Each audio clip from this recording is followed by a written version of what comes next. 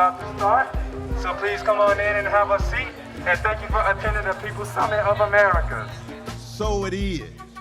2022, you can no longer deny the lies. Thank God for Julian Assange and all of those who will expose the lies, expose the crime. Don't come to Los Angeles like you've been some vanguard for human rights when you look at the history of Latin America as the playground of the American empire, treating Latin American brothers and sisters as if they're cockroaches to be crushed rather than human beings with great dignity who organize and fight back. We're so excited to welcome a great comrade of ours, Comrade Sevim Dagdelen. Hi everyone. Thanks a lot for all the organizations who are organizing this great summit and this great response to the state summit of Joe Biden just here in the city. And I want to start with the issue regarding Julian Assange. The US Secretary of State has now warned of an ongoing threat to press freedom in Latin America. However, at the same time, Antony Blinken wants journalist Julian Assange to be extradited to the US and to be buried alive in prison here. The malicious double standard on the part of the US administration is not acceptable. And I think that should be a clear message sent by this People's Summit.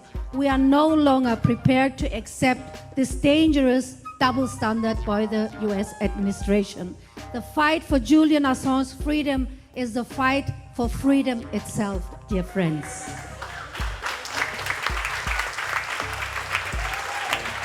And the relentless political persecution of Julian Assange is symptomatic of a flagrant disregard for the people of the global South.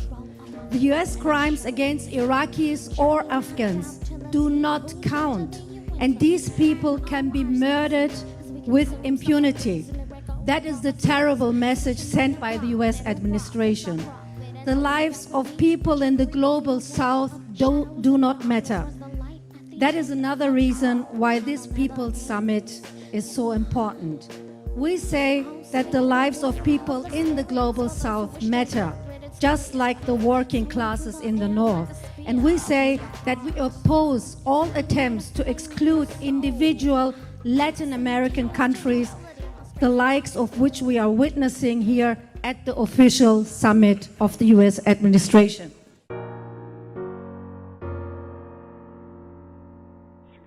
Yes. I wanna run for all the things that I've said. Nowhere to run and no turning back now.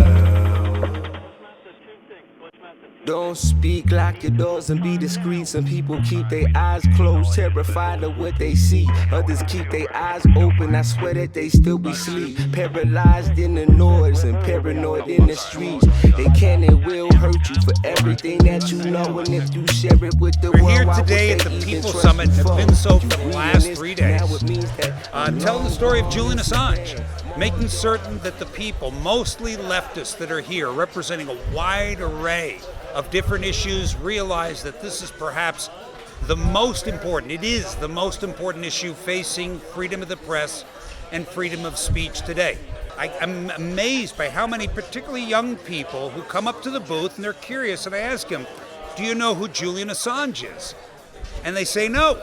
That gives us an excellent opportunity to explain to them, but I'm not surprised, because if Julian is one of two things, he's either absent from the story totally, or it is a series of lies and misrepresentations which have been repeatedly disproved but keep popping up again and again like Dracula from his grave to vilify this man.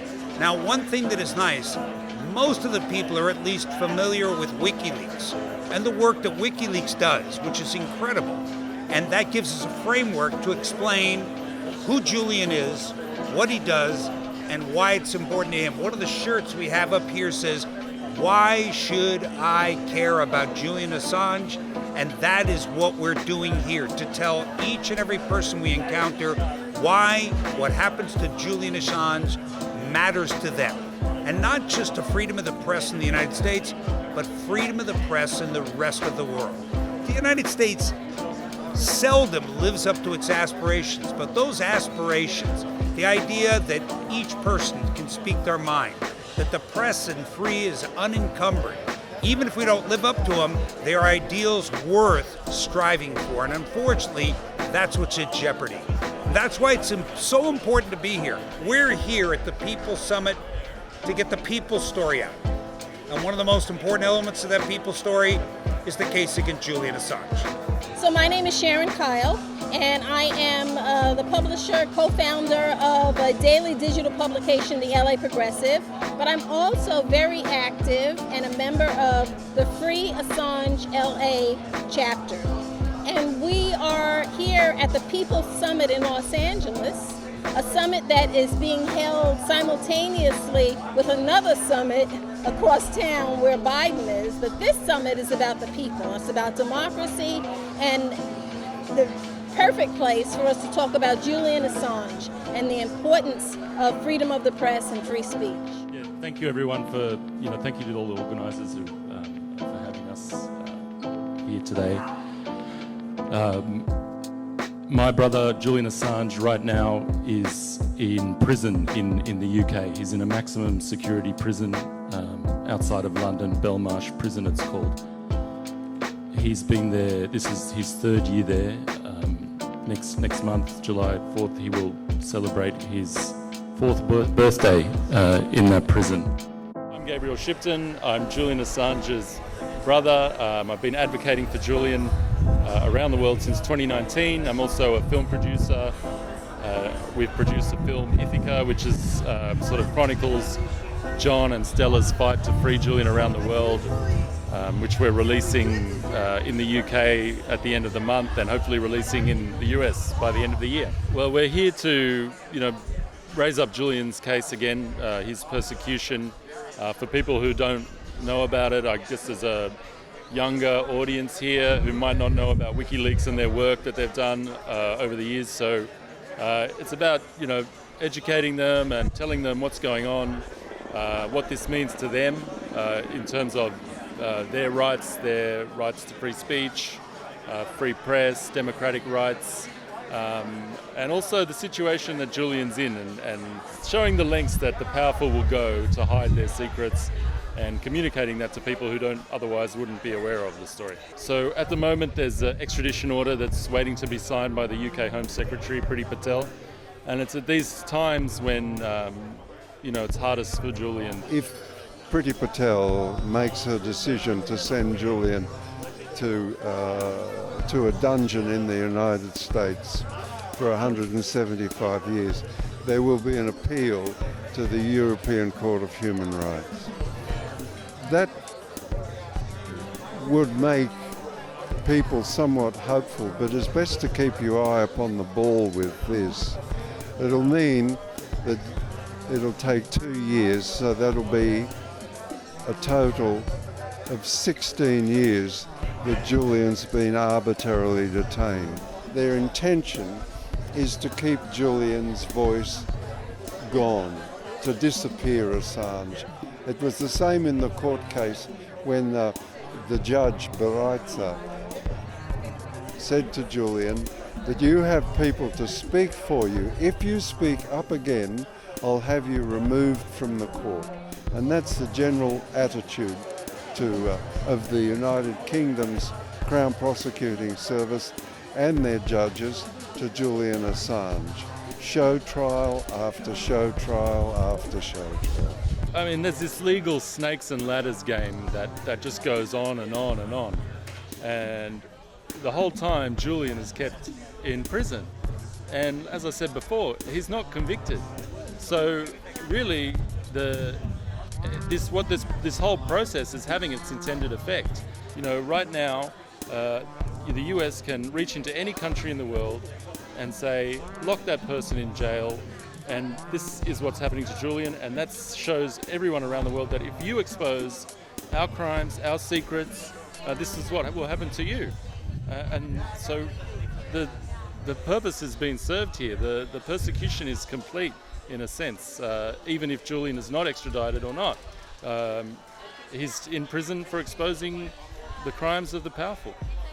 I think that we all know why the bipartisan foreign policy establishment truly hates Julian Assange.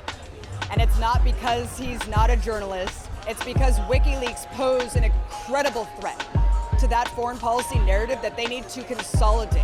We know that the corporate media is subsidized by the very defense corporations that feed into the system that control our political establishment, and they wanted to lock him away and throw away the key, frankly, because they wanted him to be set up as someone to make an example out of. His reporting has exposed so much that we continue to build a foundation off of. I mean, literally every single thing that I've covered for Empire Files, it goes back to WikiLeaks archives. It's incredible how much just from the Iraq war logs that we found out about. I mean, we don't have to go over the collateral murder video again, but I mean, people don't really realize that that really helped propel the end to the Iraq war. The Iraqi government was trying to end the status of forces agreement. The United States was trying to extend it. The collateral murder video came out, and that really put the heat on the United States. We had 100,000 armed fighters threatening to march in the streets until the United States pulled out troops. So Obama gets credit for ending, the troop presence in Iraq. No, it was actually WikiLeaks and what Julian Assange exposed that helped build the pressure to actually finally remove troops from Iraq.